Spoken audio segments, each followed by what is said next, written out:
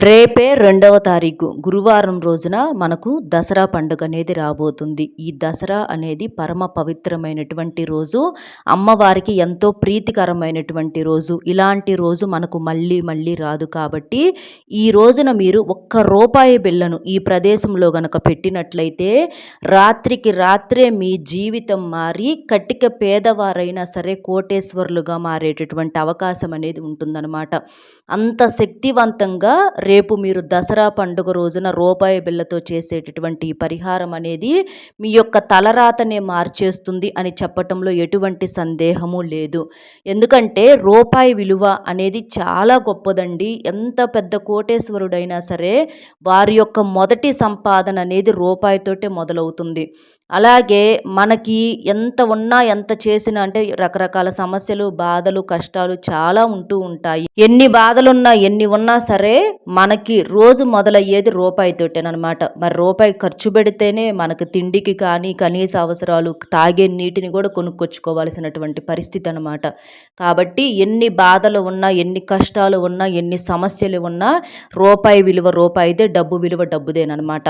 అలాంటి రూపాయితోటి మనకున్నటువంటి అప్పుల సమస్యల నుంచి కానీ, ఆర్థిక సమస్యల నుంచి కానీ, కష్టాల నుంచి కానీ చాలా తేలికగా బయటపడేటటువంటి రోజు మనకి ఈ దసరా రోజుగా చెప్పుకోవచ్చు.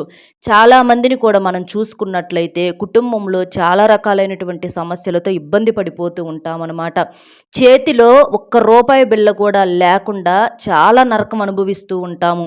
కనీస అవసరాలు కూడా తీర్చుకోలేక, అంటే పిల్లలకు చదువుల విషయంలో అవ్వచ్చు, లేదా ఇంటికి అద్దెలు కట్టుకోవటం అని, కొంతమందికి సొంత ఇల్లు కూడా ఉండదు. చిన్న చిన్న కనీస అవసరాలు, ఇష్టమైన తిండి తినలేక, నచ్చినటువంటి బట్టలు కట్టుకోలేక చాలా రకాలైనటువంటి ఇబ్బందులు పడిపోతూ ఉంటామన్నమాట. అలాంటి వాటన్నింటినీ కూడా తీసేసుకోవటానికి ఈ విజయదశమి కన్నా కూడా మంచి రోజు మీకు ఇంకొకటి లేదు. ఈ విజయదశమి రోజున ఈ రూపాయి బిళ్ళతో మీకు ఈ పరిహారం ఏంటంటే మీ జీవితంలోకి విజయాలను ఖచ్చితంగా తీసుకొస్తుందన్నమాట. అంటే అసలు విజయదశమి అంటే పూర్తి అర్థం ఏంటంటే అమ్మవారు అంటే నరకాసురుడిని వధించినటువంటి రోజు అనమాట. చెడు మీద మంచి గెలిచినటువంటి రోజు కాబట్టి ఈ విజయదశమిని ఎంతో సంతోషంగా జరుపుకుంటూ ఉంటాము. ఇలాంటి విజయదశమి రోజున మీరు ఏమన్నా పరిహారం చేసినా, లేక ఏదైనా వ్యాపారాలు మొదలు పెట్టాలనుకున్నా, లేకపోతే ఏదన్నా ఉద్యోగాల్లో చేరాలనుకున్నా, మీ జీవితానికి సంబంధించి ఏదైనా నిర్ణయాలు తీసుకోవాలనుకున్నా కూడా ఈరోజు చేసేటటువంటి పూజలు కానివ్వండి, పరిహారాలు కానివ్వండి, మీరు ఏదన్నా మొదలు పెట్టాలనుకున్నా ఈ విజయదశమి కన్నా కూడా మంచి రోజు ఇంకొకటి అనేది లేదనమాట. అంటే ఈరోజు తిథి, వారాలు, నక్షత్రాలు అసలు ఏమీ చూసుకోవాల్సిన పని లేదు. ఈరోజు అంతా కూడా మంచి రోజు, అంతా కూడా మంచి సమయమేనమాట. కాబట్టి ఈ దసరా రోజున మీరు రాత్రి 12 గంటల లోపు ఈ రూపాయి బిళ్ళని మీరు అక్కడ పెట్టేసేసేయండి. తెల్లవారేసరికి కోట్లకు కోట్లు సంపాదన అనేది చూసే మీరే ఆశ్చర్యపోతారనమాట. అంత బాగా కలిసి వస్తుంది. కలిసి వస్తుందా లేదా అన్న సందేహంతో చేయొద్దు. కలిసి వచ్చిద్ది, అది మీరే చూసి ఆశ్చర్యపోతారనమాట. ఇంత బాగా పనిచేసిద్దా, మేము నమ్మలేదు అని చెప్పేసి మీరే ఆశ్చర్యపోయేంతగా ఆ రూపాయి మీ జీవితాల్లోకి కోట్ల రూపాయలను తీసుకువస్తుందన్నమాట అమ్మవారి యొక్క ఆశీస్సులతోటి. రేపు మీరేంటంటే చక్కగా ఉదయాన్నే లేచి ఈ దసరా పండుగ రోజున సూర్యోదయానికి ముందుగానే లెగవండి. అలా లేచేసి ఇంటిని వాకిల్ని శుభ్రం చేసుకొని గుమ్మం బయట శుభ్రంగా చీపురితో చక్కగా ఊడ్చుకొని, చక్కగా నీటితో కడుక్కొని, వాకిట్లో ముగ్గు వేసుకొని పసుపు కుంకుమలు చల్లుకోండి. గుమ్మానికి మామిడి తోరణాలు కానీ, వేపాకుల తోరణాలు కానీ చక్కగా కట్టుకోండి. అలాగే ఇంటిని వాకిల్ని కూడా శుభ్రంగా తుడుచుకోండి, లేదా క్లీన్ చేసుకోండి. కాస్త ఇల్లు తుడిచేటటువంటి నీటిలో కాస్తంత రాళ్ళ ఉప్పు కానీ, పసుపును కానీ వేసేసి ఇల్లంతా కూడా శుభ్రంగా తుడుచుకోండి. తర్వాత ఇంట్లో కూడా పసుపు నీటిని చల్లండి.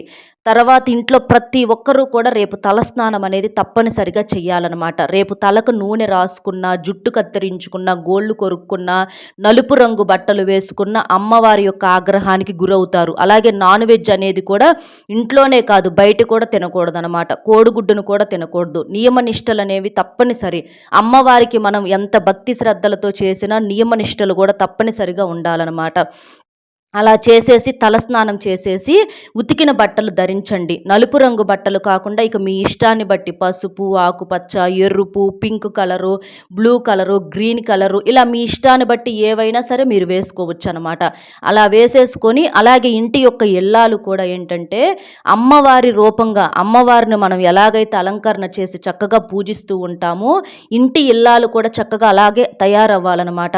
అంటే కాళ్ళకు పసుపు రాసుకోవటము, చక్కగా స్నానం చేసేసి మంచిగా ఉతికిన బట్టలు అంటే చీర కట్టుకొని తలలో పువ్వులు పెట్టుకోవటము, నుదుటిన కుంకుమ పెట్టుకోవటము, పాపిట్లో కూడా కుంకుమ పెట్టుకోవటము, చేతులకు మట్టి గాజులు వేసుకోవటము, కాళ్ళకు మెట్టెలు పట్టీలు పెట్టుకోవటము, ఇలా ఇంటి ఇల్లాలు కూడా ఎంత కలకలలాడుతూ తయారైతే ఆ ఇంటికి అంత బాగా కలిసి వస్తుందన్నమాట.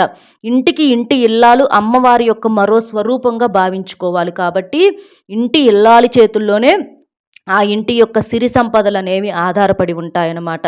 కాబట్టి చక్కగా అలా చేసేసుకొని అమ్మవారికి ఇష్టమైనటువంటి నైవేద్యాలను కూడా మీరు చేయండి. అలా చేసేసి అమ్మవారిని కూడా అలంకరణ చేసేసి అమ్మవారి ముందల తప్పకుండా దీపారాధన చెయ్యాలి. రేపు ఎట్టి పరిస్థితుల్లో కూడా ఇంట్లో దీపం వెలిగించండి. అలా వెలిగించటం వలన మీకేంటంటే ఇలాంటి సమస్యలన్నింటికి రావటానికి ముఖ్యమైనటువంటి కారణం ఏంటంటే మీకు కంటికి కనిపించకపోయినా, ఎందుకంటే మనకు మంచి కనిపించదు, అలాగే చెడు కూడా కనిపించదు.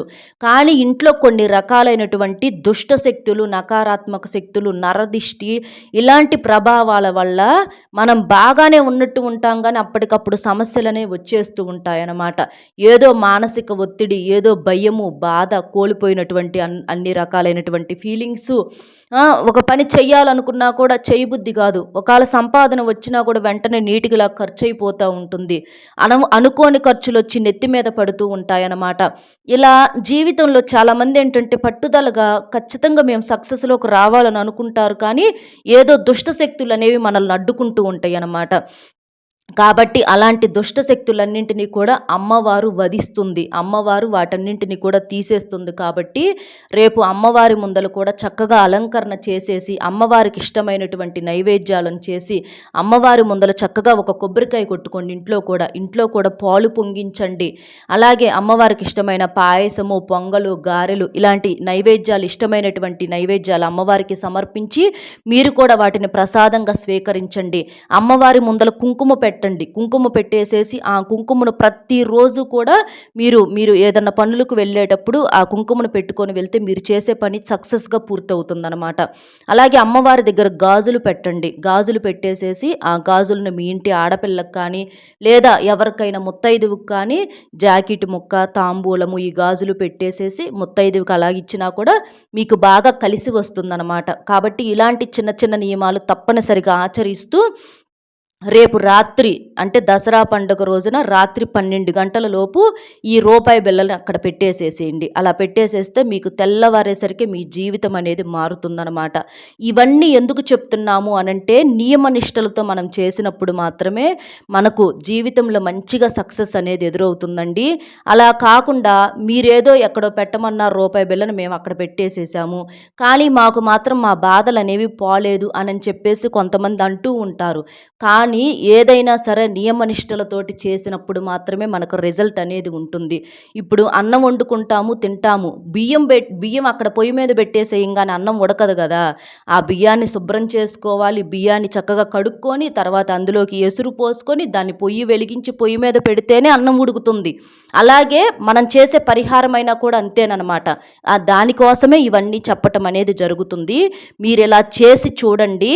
అమ్మవారి యొక్క ఆశీస్సులతో మీరు ఇప్పటి నుంచి జీవితంలో ఎంత సక్సెస్లోకి వెళ్తారో చూసి మీరే ఆశ్చర్యపోతారనమాట. అంటే బంగారం కొనుగోలు చేసుకోవటం అవ్వచ్చు, ఏదన్నా స్థిరాస్తులు, భూములు, పొలాలు అవ్వచ్చు, లేదా కొత్తగా ఇల్లు కట్టుకోవాలని అనుకున్నా, ఇట్లా మీకు ఏ కోరికలున్నా కూడా అవి తప్పకుండా అమ్మవారి యొక్క ఆశీస్సులతో నెరవేరుతాయన్నమాట. ఇక రేపు ఇలా చేసేసిన తర్వాత అమ్మవారి దగ్గర దీపారాధన చేస్తారు కదండి. మీరేం చేస్తారంటే ఆ సమయంలో దీపారాధన చేసేటప్పుడు అక్కడే కూర్చొని మధ్యలో లెగవకుండా చేసుకోండి. ఒక తమలపాకును తీసుకోండి. ఆ తమలపాకును తీసుకొని ఆ తమలపాకుకి కొంచెం పసుపు రాసేసి కుంకుమ బొట్టు పెట్టేసేసేయండి. పెట్టిన తర్వాత మీరేం చేస్తారంటే ఒక రూపాయి బిళ్ళం తీసుకోండి. రూపాయి బిళ్ళం తీసుకునే ముందర శుభ్రంగా క్లీన్ చేయాలి. ఇది మాత్రం గుర్తుపెట్టుకోండి.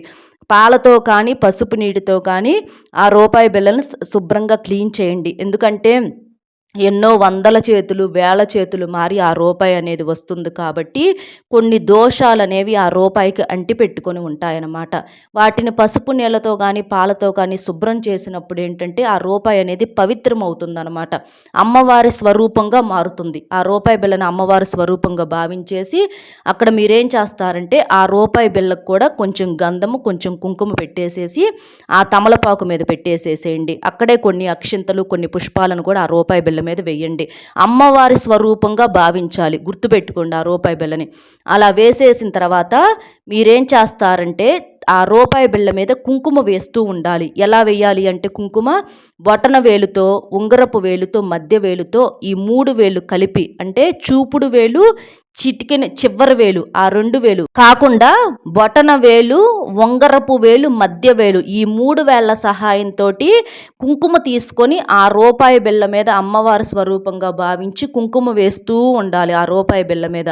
అలా ఎన్నిసార్లు వెయ్యాలి అనంటే 11 సార్లు నుంచి 108 సార్లు వరకు వేసుకోవచ్చు.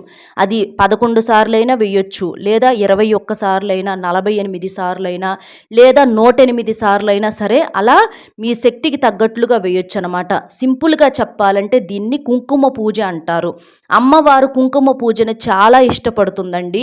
చాలామంది చెయ్యాలనుకున్నా కూడా చెయ్యలేరనమాట. అది కూడా ఒక అదృష్టం అనమాట. దీనికి మీరు ఆర్భాటంగా ఏదేదో వారిని వీరిని కనుక్కోవాల్సిన పని లేదు.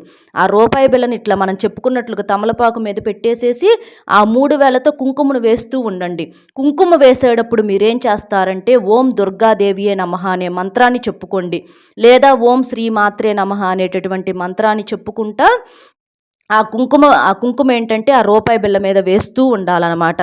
అలా వేసేసిన తర్వాత అమ్మవారి యొక్క పాదాల చెంత ఆ రూపాయి బిళ్ళని ఆ రోజు మొత్తం కూడా అలాగే ఉంచేసేసేయండి. ఇది మీరు ఉదయం చేయొచ్చు, లేదా సాయంత్రం సంధ్యా సమయంలోనైనా చేయొచ్చు. మీరు ఎప్పుడు దీపారాధన చేసుకుంటే అప్పుడు ఆ సమయంలో ఆ రూపాయి బిళ్ళను పెట్టేసేసి ఇట్లా చేసేసేయండి ఈ మంత్రాన్ని చెప్పుకుంటా. ఈ మంత్రం అనేది చాలా శక్తివంతమైనదండి. ఎందుకంటే మీ ఇంట్లో తిరిగేటటువంటి దుష్ట శక్తులు, మీ చుట్టూత కొన్ని రకాలైనటువంటి కారాత్మక శక్తులు, మిమ్మల్ని ఏంటంటే ఇబ్బందుల్లో కష్టాల్లోకి లాగేసేటటువంటి చెడు శక్తులు, నరదిష్టి ఇవన్నీ ఏవైతే తిరుగుతూ ఉంటున్నాయో వాటి వల్లే మీకు ఈ నెగిటివిటీ అనేది ఎక్కువగా వస్తుందన్నమాట. అలాంటి వాటన్నింటినీ కూడా ఈ మంత్రం ఏంటంటే లాగేస్తుందన్నమాట. ఆ చెడునంతటిని గ్రహించి అమ్మవారి యొక్క రక్షణ కవచం అనేది మీ చుట్టూతో ఏర్పడుతుంది. అంత పవర్ఫుల్ అయినటువంటివి ఈ మంత్రాలు. కాబట్టి ఈ రెండిట్లో ఏదో ఒక మంత్రాన్ని మీ నోటికి వీలుగా ఉన్నవి సింపుల్గా చెప్పేసేసుకోండి. చక్కగా రూపాయి బిళ్ళతో ఇలా చేసేసేయండి. అలా చేసేసి అమ్మవారి పాదాల చెంత అలాగే ఉంచేసేసి మీరిక మరుసటి రోజు ఆ రూపాయి బిళ్ళని ఏం చేస్తారంటే శుక్రవారం రోజున ఆ రూపాయి బిళ్ళని తీసుకువెళ్ళి మీ ఇంట్లో బీరువాలో పెట్టాలి. బీరువాలో ఎక్కడ పెట్టాలి అంటే మీరు డబ్బులు పెట్టుకునేటటువంటి ప్లేస్ ఉంటుంది కదండి, బంగారము డబ్బులు పెట్టుకుంటూ ఉంటారు కదా, ఆ ప్లేస్లో ఈ రూపాయి బిళ్ళను పెట్టాలన్నమాట. తమలపాకు ఇవన్నీ ఏం అవసరంలా, ఇక అవన్నీ మామూలుగా తీసేసి మీరేంటంటే ఎక్కడన్నా పారే నీళ్ళల్లో కానీ అక్కడ వేసేసుకోండి. కానీ ఈ రూపాయి బిళ్ళను క్లీన్ కూడా చేయకూడదు. చక్కగా ఒక క్లాత్ తోటి తుడిచేసేసి మీరు డబ్బులు బంగారం పెట్టుకునే ప్లేస్లో అమ్మవారి స్వరూపంగా, అంటే అమ్మవారి పాదాల చెంత ఉంచి అమ్మవారి స్వరూపంగా భావించి మనం ఇట్లా కుంకుమ పూజ కూడా చేశాం కదా, ఆ రూపాయికి శక్తి అనేది చాలా ఎక్కువగా ఉంటుంది. కాబట్టి అంత శక్తివంతమైనటువంటి ఆ రూపాయి బిళ్ళని మీరు అలా బీరువాలో ఉంచుకోవటం వల్ల ఏంటంటే ఆ రూపాయి ధనాన్ని విపరీతంగా ఆకర్షిస్తుంది. అమ్మవారే మీ ఇంట్లో ఉన్నట్లు, మీ బీరువాలో ఉన్నట్లు అనమాట. చేతిలో అంటే బీరువాలో డబ్బులు చూడండి, కొంతమందికి తీయటమే కానీ బీరువాలో పెట్టడం ఉండదు. అలాగే బంగారాలు చేపించుకుంటారు ఆడవారు ముచ్చటగా వేసుకుందామని, కానీ అవి మొత్తం కూడా తాకట్టులోకి వెళ్ళిపోతూ ఉంటాయి. బీరువాలో ఒక్క బంగారు నగ కూడా ఉండదన్నమాట. కొంతమందికి అసలు తాకట్టులోకి వెళ్తానికి ఆడుంటాయండి, అసలు మాకు చేపించుకోవటానికి లేవని చెప్పేసేసి మీరు అనుకుంటూ ఉంటారనమాట. కానీ ఆ రూపాయి బిళ్ళను తీసుకువెళ్ళి మీరు బీరువాలో పెట్టుకోండి, డబ్బును 4 వైపుల నుంచి కూడా దూసుకు వచ్చేలా చేస్తుందన్నమాట. అయస్కాంతంలాగా ధనాన్ని ఆ రూపాయి అనేది ఆకర్షిస్తుంది. ఎందుకంటే అమ్మవారి యొక్క శక్తి అనేది పుష్కలంగా ఉంటుంది కాబట్టి. అలాగే ఈ బంగారం ఏదైతే మీరు చేపించుకోలేకపోతున్నామని బాధపడే వాళ్ళు కానివ్వండి, తాకట్టులో ఉన్న బంగారాన్ని విడిపించుకోవాలని అనుకున్న వారు కానివ్వండి, ఆ రూపాయి బిళ్ళను అలా పెట్టడం వలన బంగారం అనేది మీ బీరువాలోకి ఖచ్చితంగా వస్తుంది. అంతేకాకుండా మీరేదన్నా సొంత ఇల్లు కట్టుకోవాలనుకున్నా, లేకపోతే ఏదన్నా భూమి కానీ, పొలం కానీ, ఏదన్నా ఒక స్థలం కానీ, ఏదన్నా ఒక అపార్ట్‌మెంట్లు గానీ, ఏదన్నా కొనుక్కోవాలని అనుకున్నా, లేదా అప్పులేదన్నా ఉంటే తీర్చుకోవాలనుకున్నా, మంచిగా ఒక ఉన్నత స్థాయిలోకి రావాలి, నలుగురిలో ఒక స్టేజ్‌లోకి రావాలని అనుకున్నా కూడా, ఆ రూపాయి బిళ్ళనేది చాలా శక్తివంతంగా పనిచేస్తుందనమాట. కాబట్టి మర్చిపోకుండా రూపాయి బిళ్ళతో ఈ పరిహారం అనేది చేసి చూడండి. మీ యొక్క సుడి ఎలా తిరిగిపోతుందో చూసి మీరే ఆశ్చర్యపోతారనమాట. లక్షలు కాదు కోట్లు వచ్చి పడతాయి. మీకున్నటువంటి వాటికి కూడా రేట్లనేవి బాగా పెరుగుతాయనమాట. రూపాయి అనుకున్న కాడ రూ. 4 వచ్చి పడతాయి. అది చూసి మీరే ఆశ్చర్యపోతారు. మీకే అర్థమవుతుంది కూడా అదంతా కూడా. ఆ రూపాయి బిళ్ళని ఎప్పటిదాకా ఉంచాలనే సందేహం కూడా మీకు రావచ్చు. ఆ రూపాయి బిళ్ళను మీరు ఎప్పుడు దాకా ఉంచాలంటే మీరు ఏదన్నా బంగారం కొనుక్కోవాలనుకున్నా, లేకపోతే ఏదన్నా ఒక ప్రాపర్టీ కొనుక్కోవాలనుకుంటే ఆ కొనుక్కునే దాంట్లో ఈ రూపాయి వెయ్యండి. అలా వేయటం వల్ల ఏంటంటే మనకు ఆ వస్తువు రూపంలో ఆ రూపాయి అనేది ఎప్పుడూ కూడా ఉంటుందన్నమాట. ఇంకా వాటిని బాగా రెట్టింపయ్యేలా చేయటానికి, ఇంకా జీవితంలో ఎప్పుడూ కూడా అలా కొనుక్కునేలాగా, తెచ్చుకునేలా ఉండటానికి అవి అనేవి బాగా ఉపయోగపడతాయన్నమాట. ఎందుకంటే రూపాయి అనేది ఏముందిలే అని అనుకోమాకండి. అమ్మవారికి సంబంధించినటువంటి మనం ఈ పరిహారంతో చేసినటువంటి రూపాయి కాబట్టి, అమ్మవారి యొక్క శక్తులనేవి పుష్కలంగా ఉంటాయి కాబట్టి, ఇలా చేయటం వలన మీకున్న అన్ని సమస్యలు పోతాయి. కాబట్టి రేపు మర్చిపోకుండా మీరు ఈ దసరా రోజున రూపాయి బిళ్ళతో ఈ పరిహారం అనేది చేయండి. అర్థమైంది కదండీ! అది చేసిన తర్వాత మీకు రిజల్ట్ కటిక పేదవారు కూడా కోటేశ్వరులుగా మారిన సందర్భాలు ఉన్నాయండి. అనుభవపూర్వకంగా చెప్తున్న మాట కాబట్టి కొట్టి పారేయొద్దు. నిజంగా అదృష్టం ఉంటేనే చేయగలుగుతారనమాట. కాబట్టి చక్కగా మీరు మనం చెప్పిన విధంగా ఈ రూపాయి బిళ్ళ పరిహారం అనేది చేసేసి, ఆ అమ్మవారి యొక్క ఆశీస్సులతో మీరు మీ జీవితంలో మంచి సక్సెస్‌లోకి రావాలని, కోట్లకు కోట్లు సంపాదించాలని చెప్పి దసరా శుభాకాంక్షలు మీకు, మీ కుటుంబానికి తెలియజేసుకుంటూ, అమ్మవారి యొక్క ఆశీస్సులతో మీరెప్పుడు కూడా సంతోషంగా ఉండాలని కోరుకుంటున్నానండి. అలాగే వీడియోకి ఒక్క లైక్ ఇచ్చి సపోర్ట్ చేయండి. మీరు లైక్ చేయటం వలన వీడియో మరికొంతమంది మిత్రులకు కూడా చేరి వారు కూడా ఉపయోగించుకునే అవకాశాన్ని కల్పించిన వారు అవుతారు. దానివల్ల ఆ తల్లి మనకు ఏదో ఒక రూపంలో తప్పకుండా సహాయం చేస్తుంది. కాబట్టి ఒక్క లైక్ ఇచ్చి, అలాగే కామెంట్స్ దగ్గర హైప్ అనే బటన్ వస్తుంది. అక్కడ మీరు క్లిక్ చేస్తే మీ యొక్క పాయింట్స్ అనేవి కూడా యాడ్ అవుతాయి. దానివల్ల వీడియో మరికొంతమందికి చేరే అవకాశం అనేది ఉంటుంది. అలాగే మీకు తెలిసిన మిత్రులు కూడా షేర్ చేస్తే హెల్ప్ అవుతుంది. మొట్టమొదటిసారిగా మన ఛానల్ చూస్తుంటే సబ్స్క్రైబ్ చేసుకొని పక్కనే ఉన్నటువంటి ఆల్ అనే బెల్ని క్లిక్ చేస్తే నేను పెట్టే ప్రతి వీడియో కూడా ముందుగా మీకు నోటిఫికేషన్ రూపంలో చేరుతుంది. కాబట్టి ఒక్క లైక్ ఇచ్చి సపోర్ట్ చేస్తారని చెప్పి మనస్ఫూర్తిగా కోరుకుంటూ, మరొక మంచి విశేషంతో మళ్ళీ కలుద్దామండి. సర్వేజన సుఖినో భవంతు. నమస్కారం.